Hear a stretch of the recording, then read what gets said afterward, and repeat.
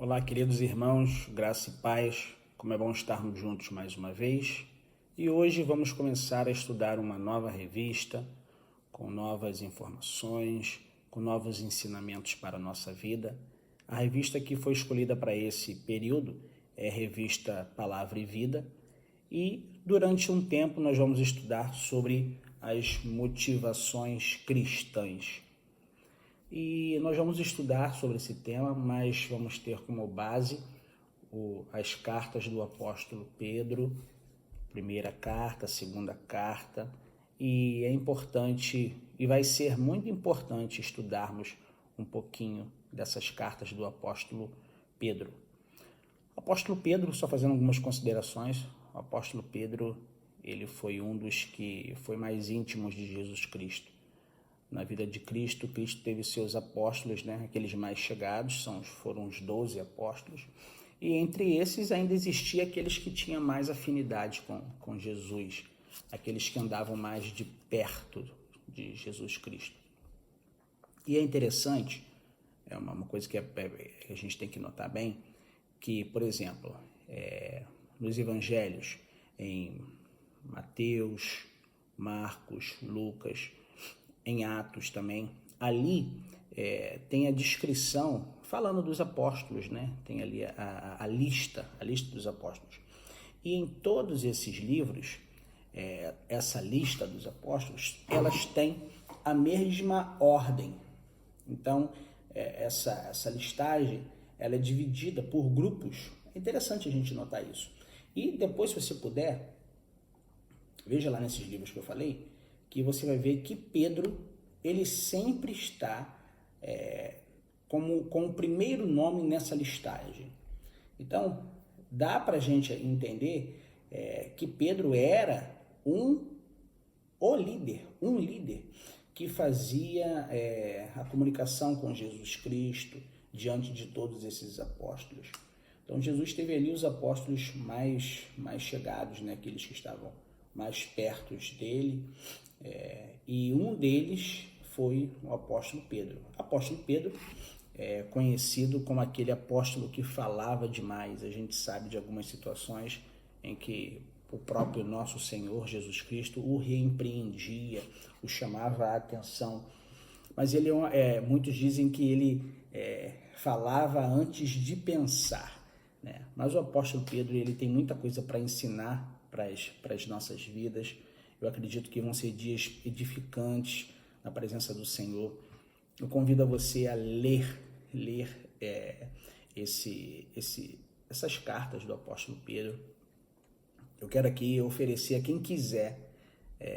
Eu tenho aqui um livro muito bacana que eu posso emprestar depois aos irmãos, que fala sobre os 12 apóstolos de Cristo.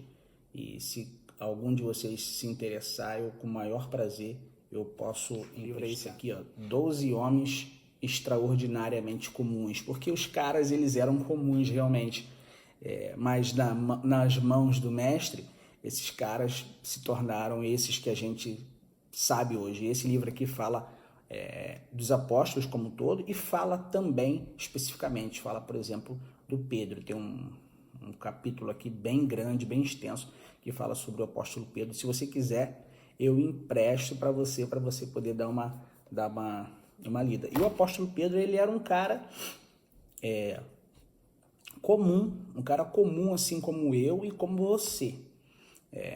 E assim como a gente, o apóstolo Pedro, ele começou a andar com Jesus Cristo. Então, ele, que era um simples pescador na Galileia, fez toda a diferença na vida de muitas pessoas, e hoje, nos dias atuais, vai fazer diferença na nossa vida. Então, a primeira coisa que você precisa entender é que Pedro foi uma pessoa comum, simples, humilde, era um simples pescador, e através dele, Jesus Cristo fez muita coisa acontecer. Eu quero orar com vocês agora nesse momento. Fechem seus olhos, por favor. Senhor, muito obrigado pelo dom da vida, obrigado porque sentimos a Tua presença em nossas vidas, em nossas casas, e te pedimos, ó Pai, que o Senhor nos fale nesta manhã através dessa lição. Eu oro e te agradeço em nome de Jesus Cristo. Amém. O tema dessa lição é benefícios extraordinários para vencer. Benefícios extraordinários para vencer. Então o título já nos diz que há uma luta, né? Por quê? Para vencer há uma batalha. E o título da revista também diz que há benefícios para vencer. E são esses benefícios que a gente vai entender um pouquinho. Jesus Cristo, já próximo da sua partida, ele deixou para a gente uma frase que podemos dizer que é célebre, uma frase que nenhum de nós pode esquecer, que é: no mundo tereis aflições, mas tende bom ânimo, porque eu venci o mundo. Jesus Cristo aqui está dizendo para aquelas pessoas, na hora da sua partida, que por mais que o mundo, por mais que as situações, as aflições possam parecer difíceis, que são difíceis, a sua vida você tem situações difíceis, eu também, todos nós temos, mas por mais que essas aflições possam parecer terríveis e impossíveis, ele diz: creia em mim, porque eu venci o mundo. Então, se ele venceu o mundo e está dizendo para mim e para você crer nele, é porque há benefícios, né, extraordinários para vencer o mundo. Nós temos aí ferramentas para que nós possamos vencer esse mundo. O texto base para esse estudo está em 1 Pedro,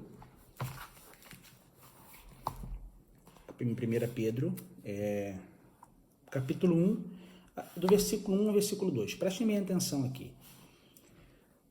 Pedro, apóstolo de Jesus Cristo aos estrangeiros, dispersos no Ponto, Galácia, Capadócia, Ásia e Bitínia, escolhidos segundo o prévio conhecimento de Deus o Pai, em santificação do Espírito, para a obediência e a aspersão do sangue de Jesus Cristo. Graça e paz vos seja multiplicada. Aqui é a saudação do apóstolo Pedro, né, para aqueles que estão lendo para a gente. Uma coisa interessante que eu quero deixar registrado já aqui é que esta carta do apóstolo Pedro, ela foi escrita aproximadamente 62 anos antes de Cristo Jesus. Olha só. Então, e hoje nós estamos no ano de 2020, né? É interessante a gente se ligar nisso. Quanto tempo se passou de Jesus Cristo até agora e como as coisas que foram escritas são atuais para as nossas vidas. Esta carta do apóstolo Pedro, ela foi escrita, como aqui na saudação dele, para aqueles que já eram cristãos, tá? E estavam dispersos. Eram judeus que eram cristãos, mas estavam habitando em locais do Império Romano, né? Ele escreve para esses, escreve também para os gentios, né? E o objetivo que ele escreveu esta carta para eles é para prepará-los para os dias difíceis, né? E ele tenta ensinar aquele povo, através da sua epístola, como eles deveriam viver teologicamente, as doutrinas. E tão importante sabendo dessas duas coisas, como eles iam colocar isso para o ensino prático, né, dentro da sociedade, dentro da sua vida cristã. E a preocupação que o apóstolo Pedro tinha para eles naquela época é uma preocupação que nós também temos que ter. Porque naquela época, aqueles nossos irmãos, aquelas pessoas, elas eram tentadas, elas tinham as tentações, elas tinham as suas lutas, tinham as suas dificuldades, tinham as suas batalhas, cada um da sua forma. E por isso que o apóstolo Pedro escreveu para eles, para que eles pudessem entender. E aí vem para a gente. Hoje nós temos também as mesmas lutas. Talvez as lutas sejam de uma forma diferente. Talvez a tentação que chega para você não é da mesma forma que chegou para o apóstolo Pedro. Talvez a dificuldade que eu esteja passando dentro do meu convívio social, não seja a mesma que você tem. Então, mas os benefícios, as ferramentas são as mesmas. Então, é um pouquinho disso que a gente já está estudando. Então, a gente tem que entender que nós vamos ter dificuldades, mas com Cristo nós vamos poder passar. O apóstolo Pedro, ele tinha as suas dificuldades, né? Antes de ser um dos apóstolos de Cristo. Depois que ele passou a ser um apóstolo de Cristo, ele também continuou tendo dificuldade, só que com um benefício. Ele passou a ter o benefício em sua vida. E nós precisamos usar deste benefício que temos, que é a palavra de Deus, que é Cristo em nossos corações, para vivermos nessa vida. Amém? Então, na perspectiva do que a revista quer nos ensinar e na perspectiva das cartas do apóstolo Pedro, nós precisamos entender um pouco mais da nossa cidadania cristã aqui na Terra. Nós somos cristãos, mas estamos aqui nesta Terra e precisamos utilizar os recursos que Deus nos deu para esses dias difíceis, né? E a revista deixa aqui para a gente 3 pontos importantes, que a gente vai estudar só um pouquinho. Fala do tema forasteiros neste mundo, o segundo ponto, fala da dispersão dentro de um propósito e fala da exclusividade dos que são cristãos. E o primeiro ponto aqui fala de forasteiros neste mundo. Eu gostaria que os irmãos prestassem muita atenção no que eu vou falar. E se tiver alguma dúvida, por favor, fala comigo, fala com a irmã Marcilane, que a gente pode tentar esclarecer. Você com certeza já ouviu falar que nós somos forasteiros aqui no Brasil, né? Porque hoje nós estamos aqui no Brasil, então nós somos forasteiros aqui nesse mundo. A palavra de Deus, em 1 Pedro, capítulo 2, versículo 11, traz uma mensagem aqui. Todo esse capítulo fala sobre viver em Cristo. Então, nós precisamos viver em Cristo. E o versículo 11 diz o seguinte: portanto, lembrai-vos que vós, noutro tempo, éreis gentios na carne e chamados incircuncisos, pelos que na carne se chamam circuncisão feita pela mão dos homens. Bem, esse tema, esse tópico, é importante a gente entender bem essa questão de forasteiros neste mundo. E eu vou exemplificar aqui com algo real. Nós somos brasileiros, né? E aí resolvemos fazer uma viagem para fora do Brasil. Por exemplo, vamos viajar para os Estados Unidos. Então, eu saio daqui, pego um avião e vou para os Estados Unidos e lá eu vou ficar durante 6 meses. Bem, cheguei nos Estados Unidos, estou vivendo nos Estados Unidos, mas lá tem pessoas que primeiramente não falam a mesma língua que eu, não têm os mesmos costumes que eu.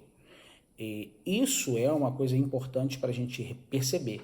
Nós somos aqui do mundo, né, digamos assim, desse espaço do planeta Terra, porém eu sou brasileiro e fui para uma terra que não é a minha.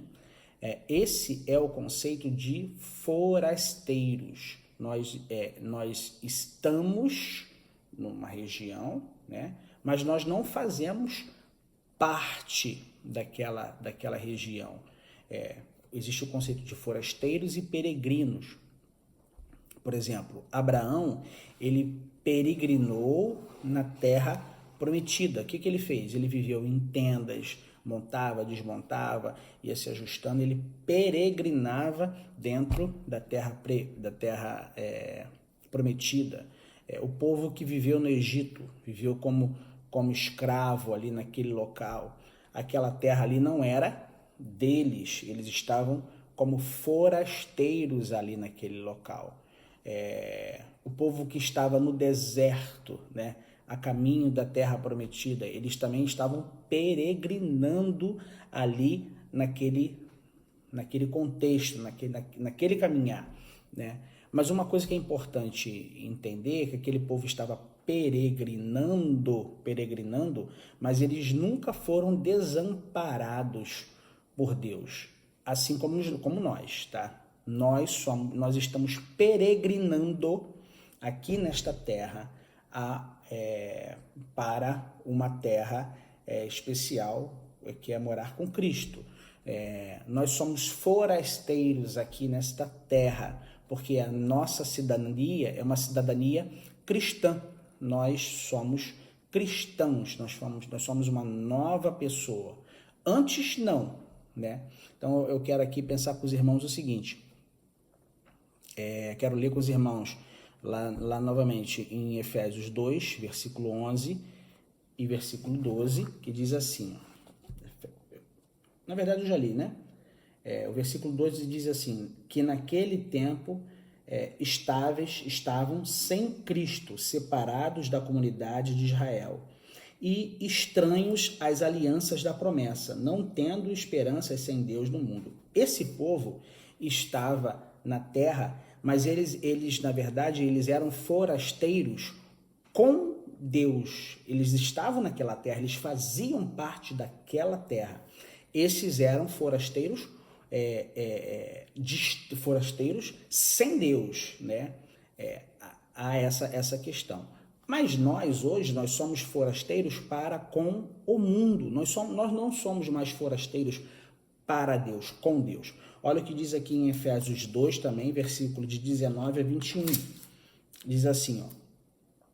Assim que já não sois estrangeiros nem forasteiros, mas concidadãos dos santos e família de Deus.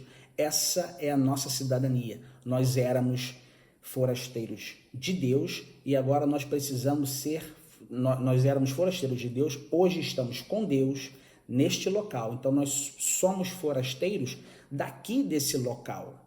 Nós não fazemos parte deste local. Nós estamos aqui, mas a nossa cidadania é cristã. Bem, versículo 20 diz o seguinte, edificados sobre o fundamento dos apóstolos e dos profetas, de que Jesus Cristo é a principal pedra de esquina, no qual Cristo, todo o edifício bem ajustado, cresce para ser um templo no Senhor. Em Cristo Jesus, nós somos forasteiros aqui nesse mundo. E isso é importante você entender, porque isso é uma forma de você evangelizar para aquele que você quer falar de Jesus. Explicar para ele essa questão de que a pessoa está nesse mundo, mas aquele que é uma nova criatura não é mais desse reino, né? Nossa cidadania é cristã dos céus.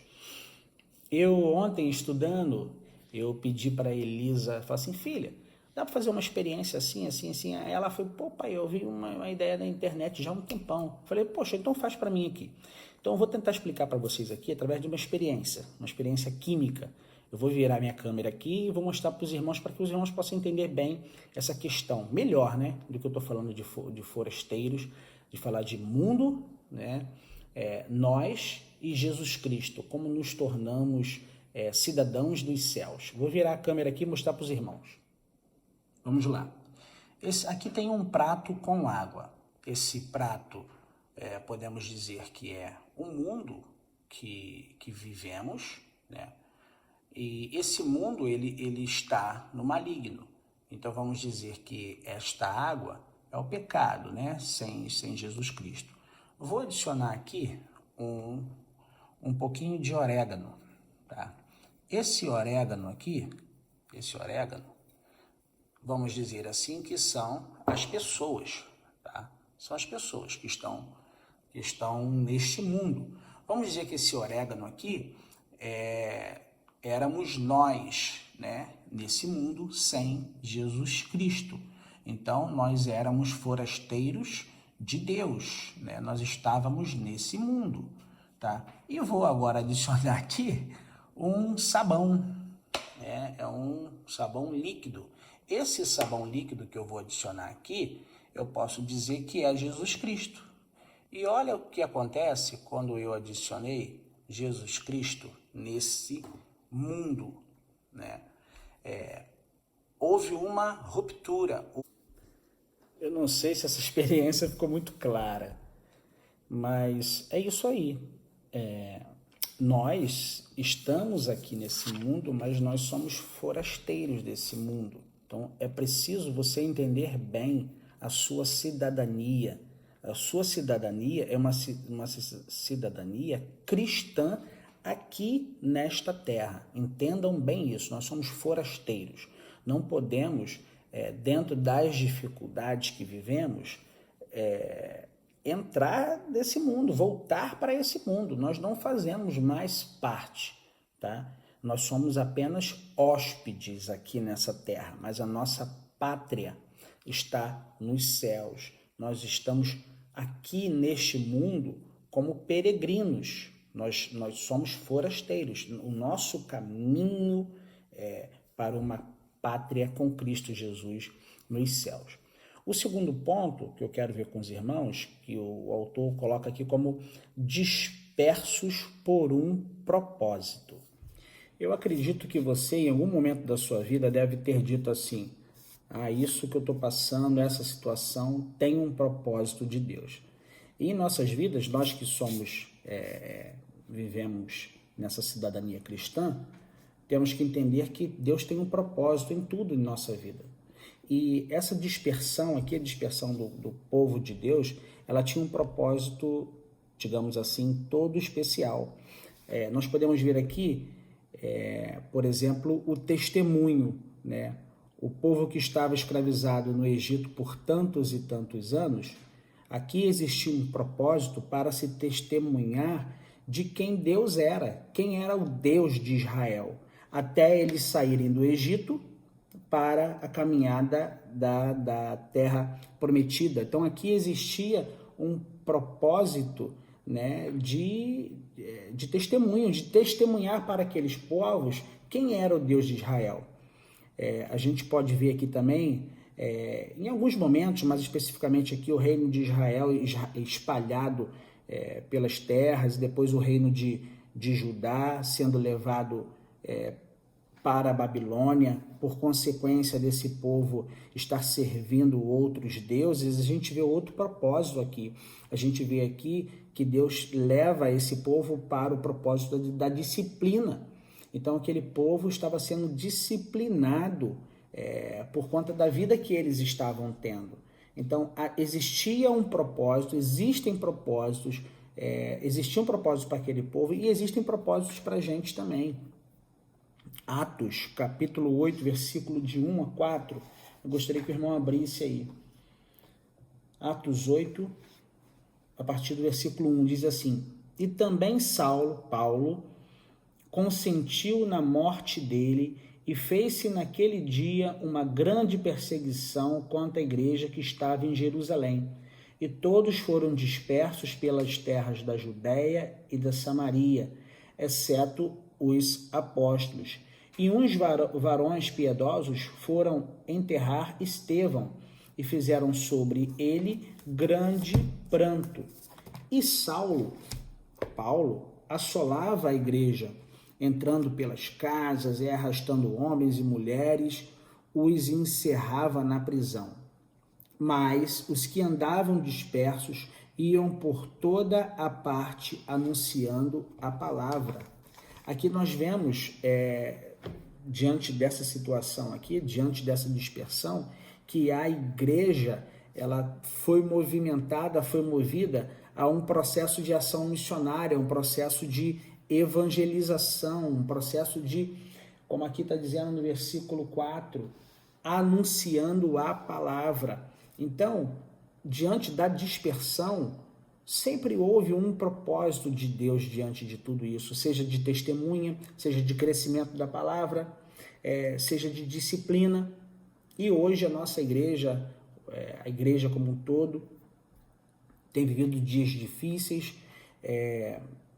e a gente precisa estar atento, né, diante de tudo que tem acontecido. A gente está agora vivendo essa questão do coronavírus, tudo isso que Deus está movimentando, e qual é o propósito nisso, que nada foge das mãos do Senhor, qual é o propósito disso para nós, igreja, diante dessa situação? O que eu e você estamos aproveitando, estamos como benefício, estamos fazendo nesse momento? E o outro ponto aqui que o autor trabalha conosco é a respeito da exclusividade dos cristãos. Aqui nesse capítulo 1, a partir do versículo 2, Pedro diz aqui o seguinte, que eles eram escolhidos, segundo o prévio conhecimento de Deus o Pai, em santificação do Espírito, para a obediência e aspersão do sangue de Jesus Cristo. Aquele povo disperso, eles eram privilegiados, eles tinham esse benefício, eles eram beneficiados por Deus, e deveriam cumprir com alegria, e testemunhar a Cristo, porque eles eram eleitos por Deus, por Deus Pai, eles eram santificados no Espírito Santo, deveriam viver uma vida de obediência, uma vida no Espírito, Eles eram chamados para a obediência, assim como nós somos chamados para a obediência. Isso é uma exclusividade nossa, uma obediência de Cristo, aqueles que não são mais forasteiros neste mundo, Nós somos de Cristo Jesus. Nós somos chamados para a obediência. E outra exclusividade nossa é que nós somos lavados e remidos pelo sangue de Jesus. Então, todos esses pontos nos dá benefícios para vivermos nesse mundo de dificuldade, diante dessas lutas que nós enfrentamos. Assim como eles tiveram as suas lutas, os seus percalços para testemunhar Cristo, nós aqui temos que testemunhar Cristo diante dessas aflições, diante dessas lutas que nós temos. E para a gente concluir a nossa lição, eu gostaria que você refletisse muito nisso que acabamos de ler e estudar. As nossas preocupações, os nossos desânimos, as nossas lutas, as nossas batalhas.